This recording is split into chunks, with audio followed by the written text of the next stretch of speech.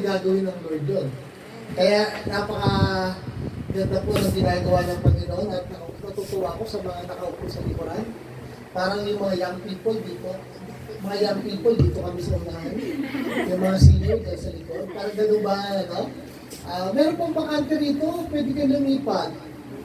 Hanggang di napupuno yan, hindi ako magsisimula. Sige, hindi tayo kakain.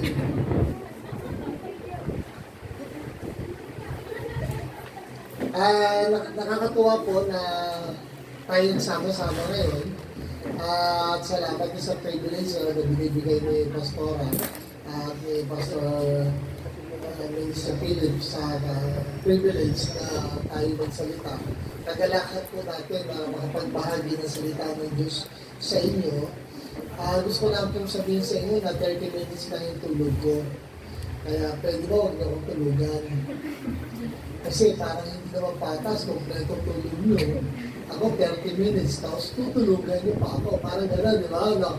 Ito po ang buhay pastor. Every Saturday talaga, halos naging routine ko na, lifestyle ko na yun. Pag Saturday, parang tulog manok lang po ako. Umalis ako sa Manila ng 1:30. Nagpahinga muna ako sa daan kasi masyado pang maaga para dumating ako ito. Kaya nagulat sila sa isa dito dahil napakaaga naman yung para sa guest preacher no, na dumating. Ngayon po kayo natin tatayo. Promise po, hindi ko habaan na aking pangarap. Pwede ba pakibawas po yung echo? Ay, nandito ba yung titibla? Pakibawas po yung echo. Sa Matthew chapter 22, dito po natin kukunin yung ating pag-uusapan.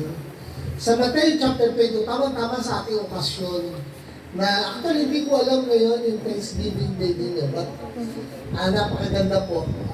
Pagkatapos, sinabi ng hari sa kanyang mga alipin, handa na ang salo-salo para sa kasal. Sino ang excited na kumain mamaya? Ngunit hindi nararapat pumunta ang aking mga naimbitahan. Pumunta na lang kayo sa mga pangunahing lansangan at imbitahan ninyo ang lahat ng inyong makita. Sa una, mayroong ang imbitasyon ay pag binasa po natin yung unang mga talata, ang inimbitahan diyan, sabi ng mga alipin na hindi karapat-dapat o hindi tumugon sa paanyaya, mga negosyante, ang ilan bumili ng hayop, ang ilan bumili ng lupain, ang ilan ay nag-asawa. Ganun po yung siya sabi. Kaya yung paanyaya ng hari ay hindi nila natugunan dahil abala sila sa ibang bagay. Na hindi nila binigyan ng importansya yung paanyaya ng hari at yung piging ay handa na. Wala pong kakain, walang magsiselebrate doon sa hinandang napaka-garbo na selebrasyon sapagkat ito'y kasalan. Kaya ang sabi ng Panginoon sa mga alipin, pumunta kayo sa lahat ng mga lansangan at lahat ng makita ninyo ay inyong imbitahan. Tingnan niyo po sa una, yung mga imbitado, may mga sabihin na natin nasa class A society, Pero pagdating doon sa pangalawa, sabi niya lahat ng masalubong ninyo, kahit na lang kung sino, kahit yan ay nagtitinda ng tinapay, yan ay nagtitinda ng balot, nagtitinda ng dyaryo, o naglalakad lang, namamasyal lang, imbitahan ninyo. Sabi rito. And then sa verse 10, pumunta nga sa mga lansangan, ang mga alipin at inimbitahan ng lahat, at nakita nila, masama man o mabuti. Lingunin mo yung katabi mo. Sabihin mo, kung ako ang mabuti, alam mo na yun kung sino ka. Kasi sabi ng Bible ang inimbitahan, masama at mabuti. Jacket pwede lang kayo kung sino sa inyo sa dalawa na yun. Ngunit ang mahalaga rito, pinanyayahan. Masama man ako, amen? Marumi man ako, ang mahalaga, inanyayahan ako ng Panginoon. Palakpakan natin ang Panginoon. Hindi na namili ang Panginoon. Kaya napuno ang mga panauhin at pinagdarausan ng handaan. So verse 11, nang pumasok ang hari para tignan ng mga bisita, nakita niya ang isang lalaking hindi nakabihis ng akma para sa kasalan. Kaya tinanong niya ang lalaki, kaibigan, bakit pumasok ka rito nang hindi nakabihis ng akma para sa kasalan? Ngunit hindi nakasagot ang lalaki. Kahit sino, inimbitahan na. Pero merong isang tumugon sa panyaya na hindi man lang nag-ayos. Tingnan mo yung katabi mo, ayos-ayos yan. Tinodo niya na yan. Yan na talaga yun, sagat na yan, todo-todo na, isang oras siya nagsalamin. Yun pa rin. Wala rin pagbabago. 30 minutes siya naghilod, ganun pa rin. Wala pa rin pagbabago, di ba? Nag-coaching na yan. Nagluta tayo na yan. Kahit gabi, nagpapayong yun, huwag lang marawan, ganun pa rin. Sabi nga doon ng banal na kasulatan, pagdating ng hari, tatanda niyo po yung Diyos nag-observe. Hello? Kaya ngayong umaga, habang narito tayo, nag-check si Lord eh. Titignan niya kung yung isip mo, kung makikinig ang salita ng Diyos, o mamaya kung ano yung lalataan sa pagkain. Ako may paborito pala akong handa, naamoy ko na. Yan ang sigurado, uubusin mo, magpapakabusin ako. Alam ni Lord yun. Ba't ako naniniwala naman na lahat tayo dito, uhaw sa salita ng Panginoon. Amen? At kaya sinabi ng hari sa kanyang mga lipin, itali ninyo ang mga kamay at paa niya at itapon sa labas. Doon sa kadiliman at siya'y nagtangis at nagagalit ang kanyang ngipin. Marami ang tinawag ng Diyos, ngunit kakaunti ang pinili. Sa umagang ito, Panginoon, Ikaw ang Diyos naming mapagpala, ang Diyos naming mabagin, ang Diyos na bukas ang kamay upang lumapit ang sinumang napapagalat na bibigatan. Ngayong umaga, Panginoon, ang iyong mapagpalang mga salita na aking dadalhin sa iyong mga anak ay ang patuloy na magbigay ng pagpapalang kalakasan at makalangit na kunawaan sa bawat sa Panginoon upang malaman namin kung gaano mo pinapahalagaan ang pagkatawag sa bawat sa amin. Ito po ang aming dalangin sa pangalan mo, Panginoon Hesus na aming Diyos. Amen. Praise God. Bago tayo mo po, gusto ko po mapagatan ito, stepping into your chance to fulfill God's purpose. Ito po ang ibig ko sabihin ng mga kapatid. Pag may dumating yung chance na ibinibigay ng Diyos sa iyo, humakbang ka. Dahil isang araw, kapag ang bagay na yan ay hindi mo pinalagaan, mawawalang lahat. You may be seated. God bless us.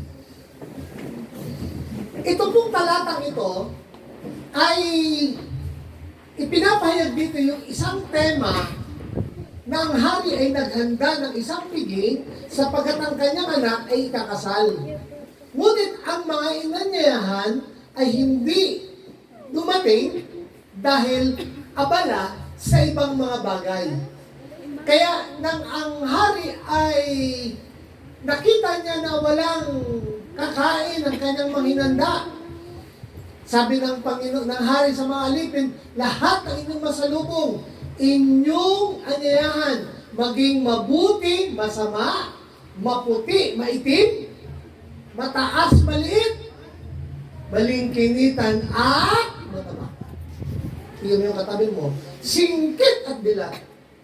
Lahat po. Kaya, inayayahan, at ang sabi ng banal na kasulatan na puno ang piging. Ngunit, sa pagsisiyasat ng hari, mayroong isang tao na hindi nakasuot na damit pangkasal. Ano po ito, mga kapatid? Pag tinignan natin ang banal na kasulatan, ang Diyos laging merong hinahanap sa isang taong tutugon sa Kanya na bahagi na napaganda. Tingnan niyo po, iniligtas ng Diyos ang lahat ng tao. Amen?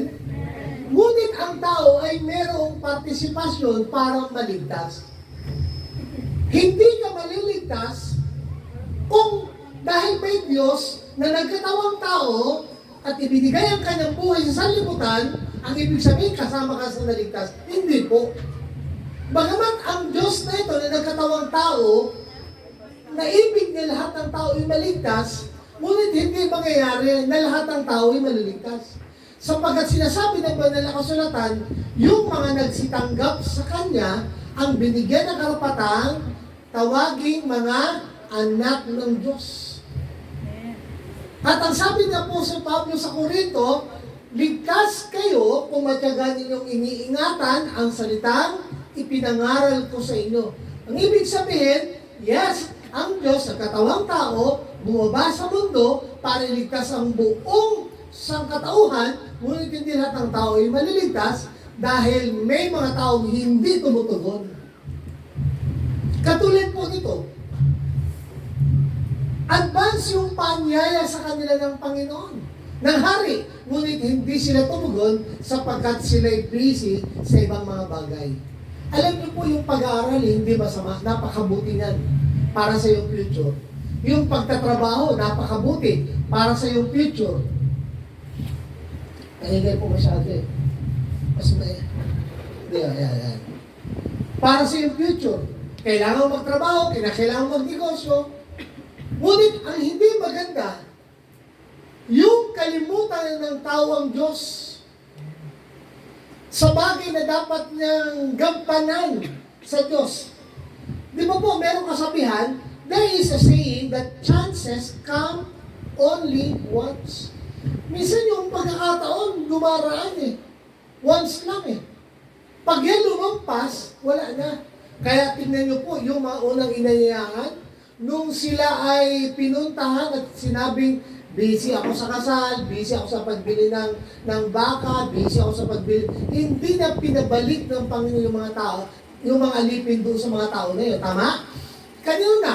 Sa lansangan na. Kaya po mga kapatid, alam niyo po yung pagkatok ng Panginoon sa atin para ibigay yung kaligtasan, hindi po yan nauulit. Kaya sa oras na marinig natin ang salita ng Diyos, dapat tanggapin na natin. Dapat ipamuhay na natin, sampalatayan na natin. No, ako ay unang nakarinig ng salita ng Diyos sa pangangaral po at the age of 15, 1985, January 13, first Sunday ko umaten sa church. After po ng service, nagpabaptize ako. Then, nag-decision ako maglilingkod sa Panginoon. Bakit?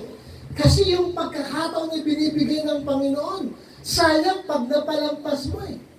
Ano po yung bagay na naalok ng Diyos? Isang piging, alam po natin mga kapatid, yung piging ay ito'y nagpapakita ng kasaganahan, ng kasiyahan, tama? Isang magandang bagay na mayroong piging. Pangarap natin ang kasaganahan, contentment, yung tatawag na blessing ng Lord, yun po yun eh, piging yan eh. Pero, yung ibang tao, ayaw nila ng ganon. Eh ano ba, Pastor, pag ako ba naglingkod sa Panginoon, grabe po, napakagandang bagay ang ginagawa ng Diyos kapag tayo ay naglilingkod sa Kanya. Huwag natin sayangin yung chance na ibinibigay ng Diyos para i-fulfill natin yung Kanyang purpose sa buhay natin. Kasi ang buhay natin napakaikli lang. At walang pwedeng magsabi na ang buhay mo ay tatagal pa ako ng 10 years, tatagal pa ako ng 15 years. No. May mga taong nakausap tayo ngayon, kinabukasan, hindi na natin nakausap. Sabihin na natin, yes, sige, may extend pa yung buhay mo. Pero ano ang buhay na wala ang Panginoon? Tingnan niyo po mga kapatid sa Ecclesiastes chapter 12 verse 13. Let us hear the conclusion of the whole matter. Sabi rito, fear God and keep His commandments. Ano daw yung kabuuan ng tinatawag na lahat ng mga bagay? Matakot sa Diyos at ingatan, sundin ang kanyang mga utos, for this is the whole duty of man. Yung pagtatrabaho mo pala, kailangan lang yan para mabuhay. Pag-aaral mo, paghahanda mo para sa iyong future. Tama? Pero hindi yun ang kabuuan. Dapat meron tayong ginagawa sa buhay natin na yun ang design ng Diyos kung bakit tayo ginawa. Dahil hindi ka ginawa ng Diyos para magtrabaho lang. Hindi ka ginawa ng Diyos para mag-aral lang. Lalong hindi ka tinawag ng Diyos para magmahal lang. Na masasaktan ka naman. Nagsisikuhan sila. Para may mga nasaktan niya. Di ba?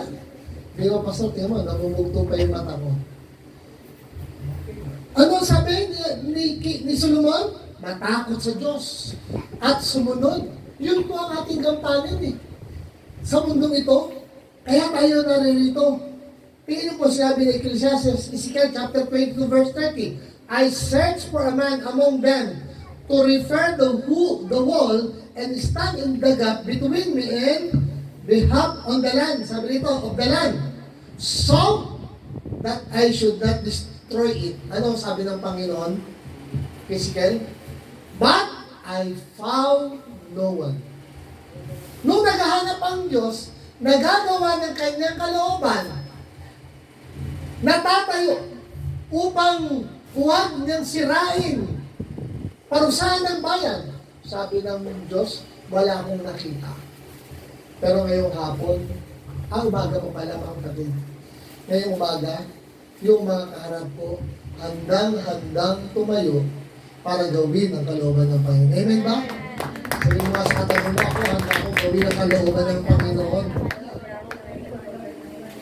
God is looking for a man who is willing to fulfill His purpose. Yun ang hinahanap ng Panginoon Listen, tingnan yung mga kapatid. Alam nyo ba sa lumang tipan, sa Garden of Eden, medyo gamitin natin salitang failure si Lord kay Adan Kasi si Adan, ginawa ng Diyos para pangasiwaan yung Garden of Eden.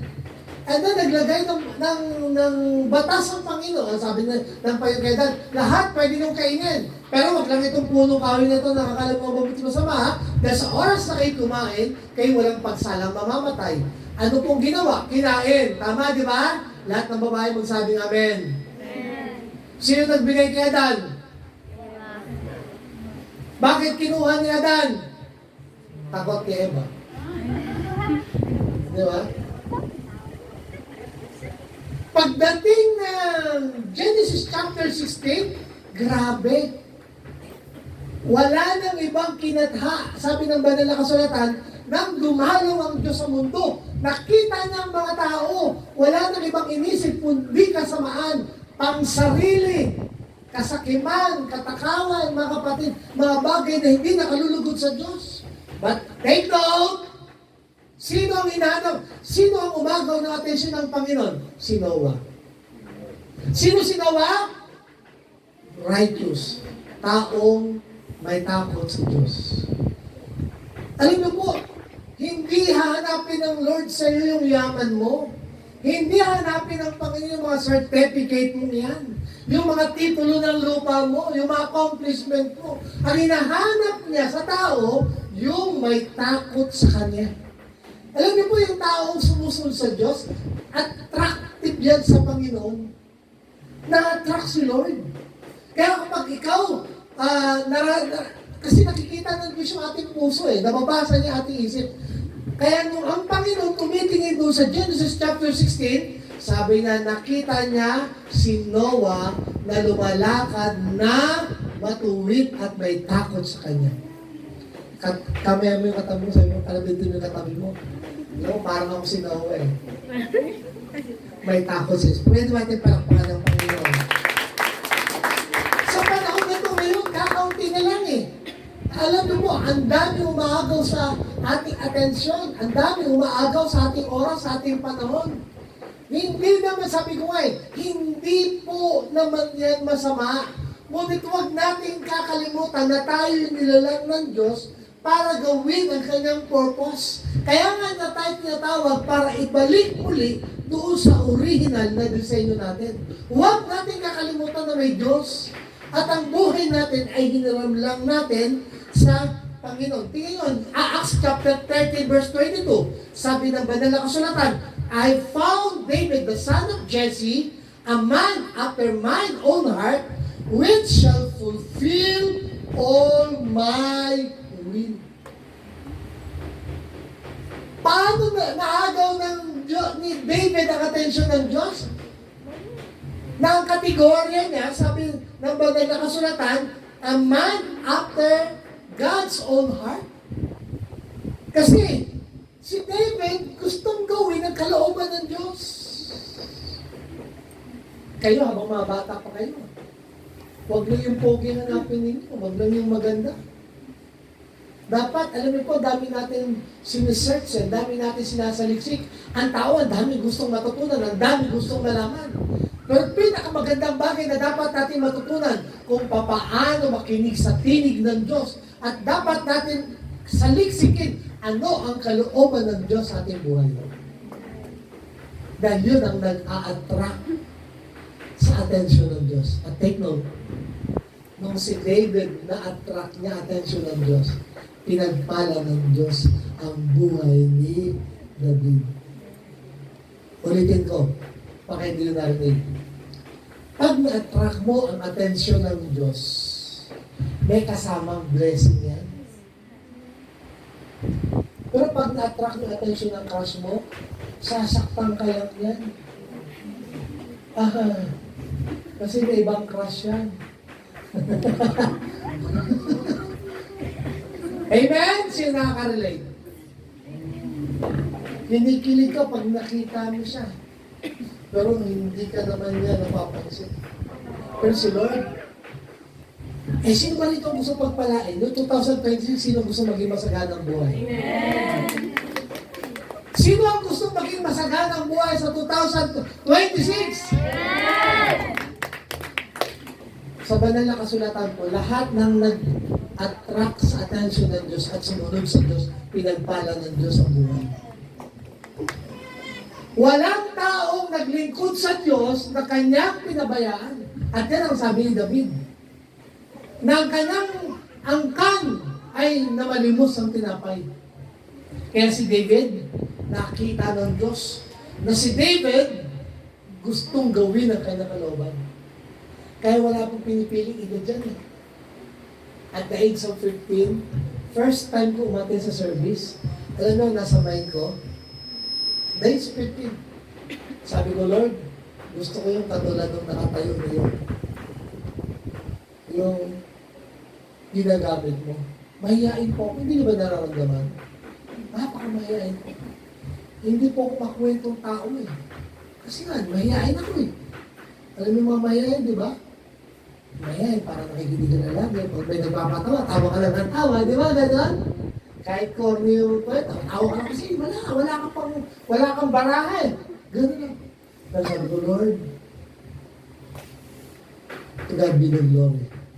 Yun pala yung nag-attract sa Diyos kung bakit ako nandito ngayon. Amen? Kaya, pag naglingkod ka sa Diyos, yung chance na ibinibigay sa iyo ng Panginoon para paglingkuran mo siya, i-grab mo.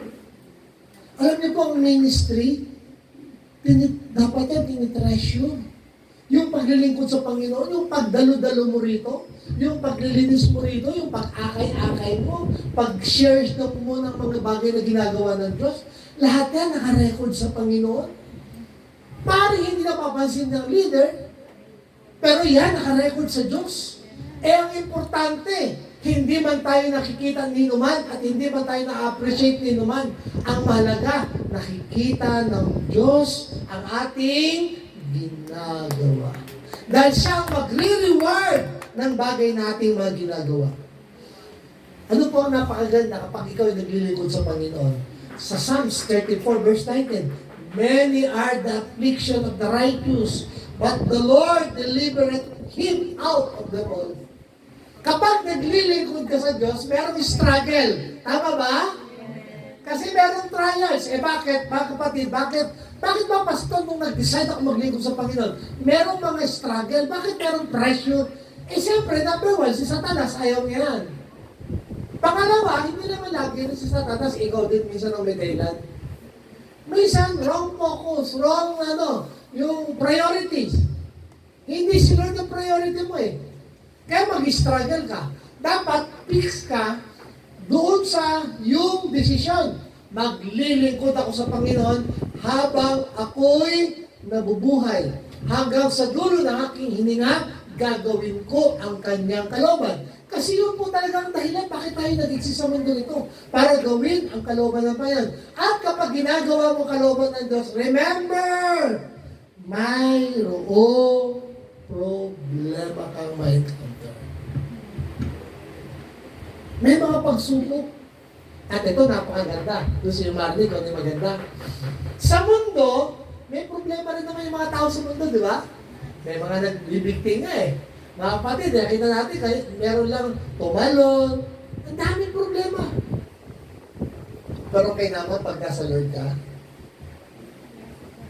kaya po sinabi ng 2 Chronicles chapter 16 verse 9, sabi niya, sapagkat nakatingin ang Panginoon sa buong mundo upang palakasin ang mga taong matapat sa Kanya.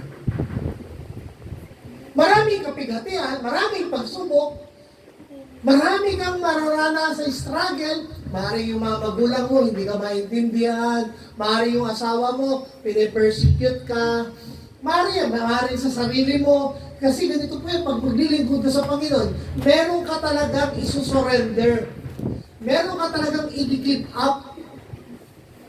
Hindi ka pwede maglingkod sa Lord na wala kang i-give up. Meron at meron. Sabi mo sa katabi mo, meron. Kaya i-give up mo na yan, yung mga nagpapabigat sa'yo. Naalala na nung tinawag ng Panginoon si Pedro? Ano ang sabi sa kanya ng Panginoon? Pedro, iwan mo yung bangka mo at lambat mo. Bakit? Kasi mahal ni Pedro ang bangka, mahal ni Pedro ang lambat.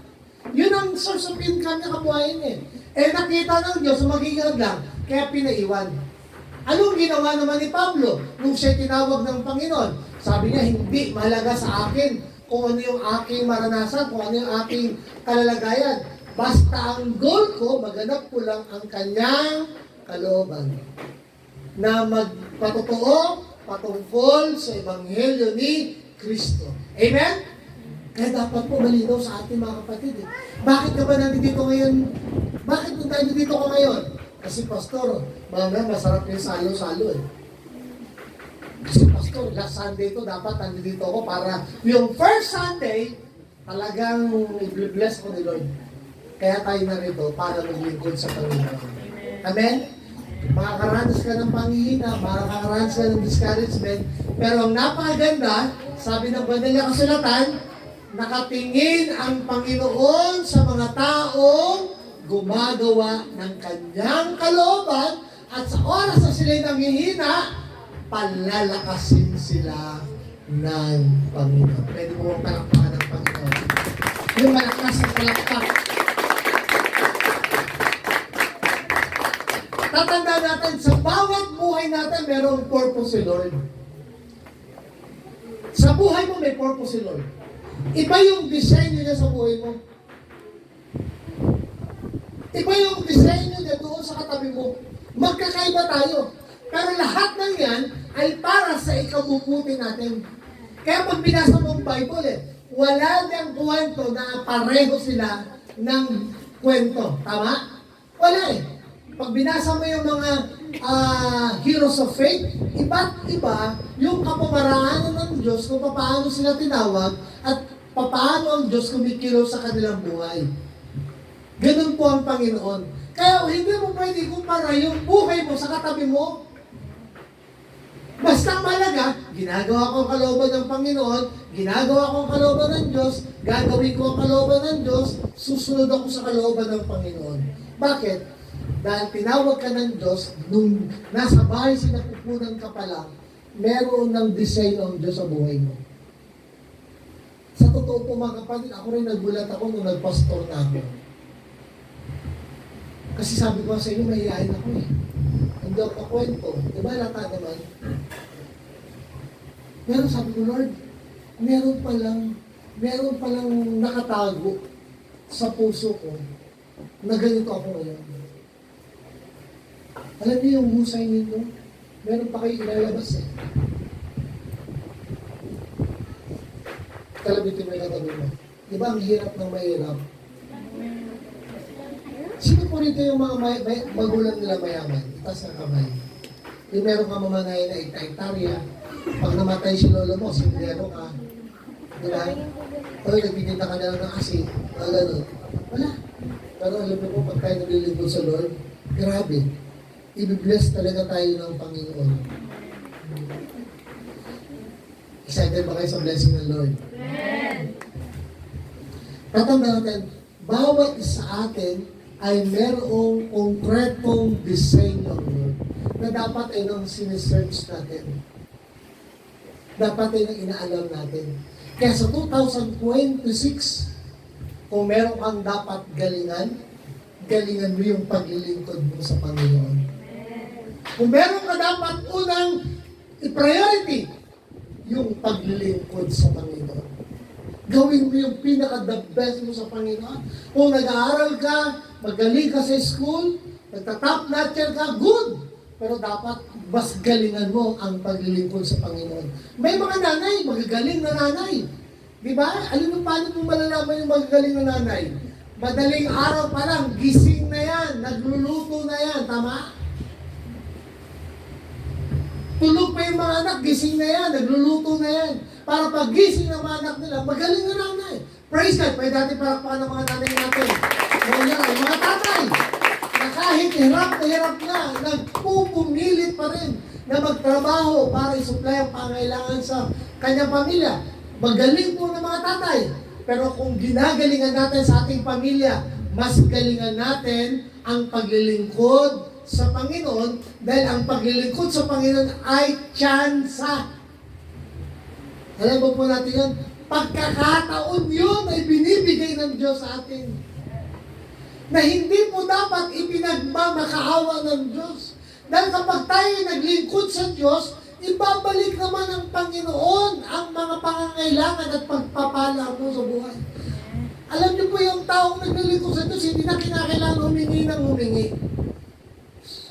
Naranasan niyo ba sa company ninyo, yung pinapasukan niyo trabaho, pagdating ng Sabado, hingi niyo pa ba yung sahod ninyo? Di ba kung sana hinahanda ng company yun? Kung sana yung nakahanda, nakasobre na yun. Biyernes pa lang yan, yung tatawag na timekeeper niya, ano na yan, kung ilang oras ang overtime mo, ilang araw pinasok mo, magkano sasahurin mo, ano na yan, nakatotal yan. Pagdating ng Sabado, amen ba? Eh pag tayo naglilingkod sa Panginoon, tatanda natin yung Diyos natin tapat. Sino ang naniniwalang tapat ang Diyos?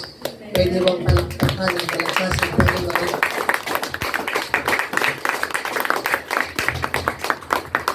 Kaya ito po ang dapat i-treasure natin yung paglilingkod sa Panginoon. Dapat pag araw ng linggo, wala ka sa mall. Hello? Wala ka sa labahin. Hello? Pastor, may project kami. Unahin gawin mo yan ng Sabado, ibigay mo yung linggo sa Lord. Bakit? Dahil sa bawat ginagawa mong pagsunod sa Panginoon, ay may kaakibat na pagpapalang naghihintay sa iyo. Yung pagpapala po ng Panginoon, pag binasa yung banal na kasulatan, at sabi ng isang pinagpala ng Diyos, ito ang kanyang sinabi, the blessing of the Lord is make it rich, and He added no sorrow with it. Yung pagpapala ng Panginoon, nagpapayaman. At sabi niya, at walang may dadagdag na kalumbayan sa iyo.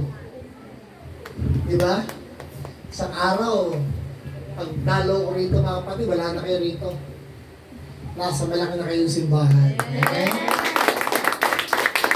Para lang mahina yung palakpak. Diba? Darating yung panahon na hindi natural na hangin ang iihip sa iligan sa liburan. Kundi mga naka-aircon na tayo. Wow! Diba? Ayun yung po, masarap talaga yung simbahan na aircon. Masarap din yung bill pagdating ng katapusan. Sarap kasi pwede kang mag-coat, yung may mga lalaking kahit mainit, naka-jacket no? Yung pinapawisan na yung Coco, naka-jacket pa rin. Para lang magbukhang Coco Martin. Ayun. Diba? At least kung naka-aircon, pwede kang mag-jacket, pwede kang mag-coat. Pag pogi raw, tiis pogi. Eh pag hindi pogi, tiis lang. Be blessed kayo ni Lord. Amen? Eh sino? Kasi para ko ang susi mo ng blessing, well, hindi ibang tao, ikaw eh. Yung paggawa mo sa kalooban, kung paano mo tinitreasure yung chance na ibinibigay ng Diyos sa'yo para paglingkuran mo siya, mga kapatid, gagantimpalan ka ng Panginoon. Sabi mo nga, chance ha? Huwag po kayo yung loto. At tumatama po yun yung mga nasa opisyal. Yung loto, tumatama yan, mga opisyal, mga kapatid. Siguro sa 1,000 tumatama, merong isang taong ordinaryo, pero the rest, mga opisyal yung tumatama niyan, mga kapatid. Kaya pero pag naglingkod ka sa Panginoon, tiyak na gagawin niya yung pagpapala niya sa buhay niya. Amen! Kasi, bakit ko po ito sinasabi? Gusto natin umulan eh. Tama? Ang hirap na walang pera. Tingnan mo katabi mo. Banag na banag. Ang hirap po ng buhay. Bakit? Pastor, bakit? Sinasabi pa yan ng kasulatan? Yes! Sinabi po ng mga tao sa banal na kasulatan. Naalala ninyo na ang mga tao sumusunod doon sa wilderness na walang makain? Ang Panginoon nag-provide ng mga makain. Ano ang mentality ng Panginoon? Ano ang principle ng Panginoon? Sabi ng mga disipulo, Panginoon, pauwi na natin sila kasi nasa disyerto at gutom na sila. Sabi ng Panginoon, ayaw ko silang umuwi. 3 araw at 3 gabi na silang sumusunod sa akin. Gutom na sila. Sabi niya, pakakainin natin sila bago umuwi. Sabi ng mga disipulo, Lord, saan tayo bibili? Saan wala tayong mabili? Tingnan nyo ha, yan ang kaisipan ng tao. Di ba, minsan iniisip mo, ano kaya ang pagpapalaya? Nanay, tatay ko, mahirap. Wala naman akong mamanahin. Ganun po ang Diyos. Our God is a God of miracle. He's a miracle worker. Huwag mong isipin kung paano at kung saan manggagaling. Ang gawin mo yung kalooban ng Panginoon dahil doon, ilang perasong tinapay at ilang perasong isda, kumain ang 15,000 katao. Tingnan niyo po. Kaya pag sumusunod sa Panginoon, huwag mo isipin paano mangyayari. Basta sumunod ka lang, bahala ang Panginoon sa iyo. And then, tatandaan niyo po, yung time period, frame na binibigay, maikli lang. Naintindihan niyo ba mga kapatid? Na yung chance na binibigay sa iyo ng Diyos ang paglilingkod sa maikling period of time lang. Pag hindi mo ito green up, pag hindi mo ito pinahalagahan, may ibibigay ito sa iba. Narinig ko po yung pangalan ang edad ko 16 years old. Kapag hindi mo pinalagaan ang paglilingkod mo ngayon sa Panginoon, merong ibang tatawagin ng Panginoon at doon tutuparin ang Panginoon kanyang pangako. Kasi tutuparin ng Diyos yung kanyang pangako doon sa mga naglilingkod. Kapag hindi ka naglilingkod ng matapat, hindi niya tutuparin yung pangako doon sa iyo. Tama? Kaya ano dapat natin? I-grab natin. Ano pong nangyari? Basta pag binasa natin yung ating context, yung ating verse.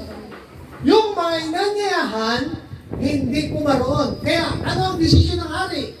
Sabi nito sa mga lipin, pumunta kayo sa mga likong daan. Lahat ng inyong masalubong. Kaya alam niyo po yung mga umaalis sa simbahan, yung dating katabi mo dyan, na tumigil na bumalik na sa mundo, at kinalimutan ng Panginoon, at inunang ibang mga bagay, sayang po yung privilege. Promise mga kapatid. Sabi ni David, mula pagkabata, ako'y naging matanda. Naobserbahan ko, sabi niya, wala akong nakitang anak ng Diyos na gumawa ng kalooban ng Diyos ng kanyang mga anak ay namalimos ng tinapay. Tingnan mo katabi mo. Isang araw, may magandang bahay yan. May magandang sasakyan yan. Amen! Hallelujah! Isang araw, mamumroblema kayo ng parking kung saan kayo magpapark. Pwede ba sabi mo, Lord, salamat Panginoon. Isipin mo yung pinakamaganda sa sakyan. Hello! Isipin mo, bakit naman tricycle? Bakit naman motor? Yung mga four wheels. Tama? Lord, yung marami akong maisasakay para pagpupunta ako sa church, meron akong madadalang mga bisita. Tama? O, sigurado hindi naman yan. Kasi yung iba nangiisa kay Lord eh. Nung may mga ganong mga tao eh. Nung mahirap, active na active. Nung walang pera, active na active sa Lord eh. Talaga overnight, dumadalo, fasting, dumadalo, devotion sa Sunday, nandun na kagad. Talaga hindi na, siya yung nagbubukas ang pintuan eh. Pero nung binibless na ni Lord, may mga ganun, naghahanap na ng iba. Dapat huwag po. Kung ano yung commitment mo kay Lord, habang binibless ka ni Lord. Pero po kasi share sa inyo, nakita ko to, na-observe ko to. Asawa niya janitor, siya naglalabada. Ang bahay nila, tabi kulungan ng baboy. Mabango. Nakakilala sa Panginoon. Naging aktibo.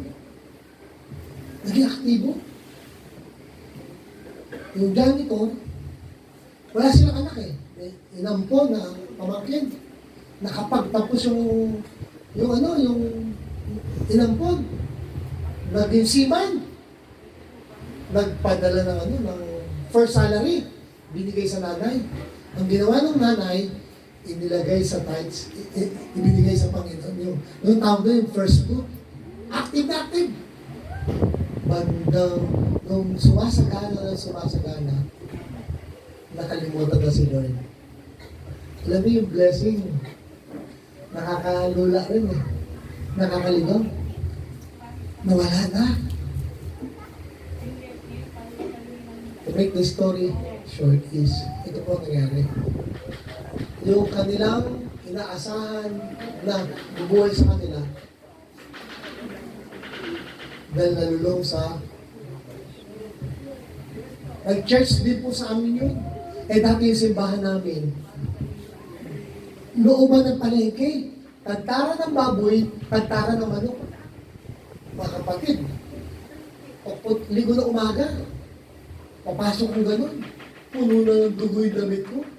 Okay lang sana kung dugo ni Kristo eh. Dugo ng baboy. Dugo ng manok. Sabi ko na nagkakatay eh. Sabi ko, Brad, sa susunod naman, pag may dadaan, stop ko na itap. Hindi nakita mo may dadaan, talagang talsik sa akin yung dugo mga kapatid. Nag-preach ako, literal, may dugo yung long sleeve ko eh. Kasi wala akong malalila yung aking uyan eh. Ganun po. Dumalo sa amin ng 1-2 beses. Bandang huli po, alam niyo, sabi sa akin, Pastor, wala ba tayo ibang magandang simbahan? Kasi yung aking apo eh, hindi pwede doon sa church ninyo, mainit. Kita nyo? Totoo po yan. Pastor, hindi pwede yung apo ko eh. Kasi nung umatin sa'yo, nagkasakit. Ayaw ng payagan ng daddy niya. Alam mo kung saan lumipat? Sa isang malaking simbahan na aircon. Na iba ang paniniwala. Na tatluhan. Kasi nung komportable, nasa mall, ano nangyari? Ngayon po, inalis na yun. Nakakalungkot, tama? Nakakalungkot. Kaya pag tayo binibless ni Lord, kung dati nagbibigay ka ng mega lang, sige lang, sumunod ka lang. Lalo mong sibagan. Kasi yung blessing ng Lord, lalo na ibubuhos sa iyo ng sagana. Amen! Palakpakan natin ang Panginoon. Meron po sa kanila kasulatan, grabe, the rich young ruler, pag binasa niya mga kapatid sa Mark chapter 10, 17-22, ibig nila sumunod eh. Ano ang naging dahilan? Bakit di siya sumunod? Kasi ang sabi, susunod ako sa iyo, Panginoon. Sabi, ano ba ang gagawin mo para magbigay ng kalugod-lugod sa Diyos? Sabi, galang mo yung magulang. Sabi, mula pagkabata, ginawa ko na yan. Di ba? Sabi niya, o sige ito lang, ipagbili mo ang iyong ari-arian. At ibigay mo sa mga duka at sumunod ka sa akin, nalumbay, tumanay ko. Tatandaan niyo mga kapatid, sa paglilingkod sa Lord, kinakailangan meron kang isa-sacrifice. Amen? Ito po ang pag binasa niyo ang Bible, listen, mga kapatid, pag binasa niyo ang Bible, sa Old Testament, nakapokus ang Panginoon sa chosen nation sa Israel Pagdating sa New Testament, nakapokus ang Panginoon sa maliliit. Hello? Ang problema sa mga sabi, yung term, pasensya na ko sa term na gagamit yun, mga ordinaryong mga tao, yung mga taong mahihirap, nag-iinarte ba? Ayaw nilang mag-sacrifice, yung buhay na nga nila, puro sakripisyo na. Tama ba? Ang hirap po ng buhay na walang Diyos. Ano yung pinapangako ng Panginoon? Buhay na walang hanggan. Ano ang pinapangako ng Panginoon? Buhay na maayos, buhay na sakdal, buhay na malinis, buhay na matuwid. Kasi ang totoo mga kapatid, ito po yan nakikinig pa kayo. Kung bakit ang mga tao ay nasa kahirapang pamumuhay, dahil sa hindi tama ang mentality, hindi alam kung ano yung mga dapat i-priority sa kanilang buhay. Tingnan niyo po, kung sino yung mahirap, ang daming bisyo. Tama ba? Kung sino yung mga mahirap, ang daming anak.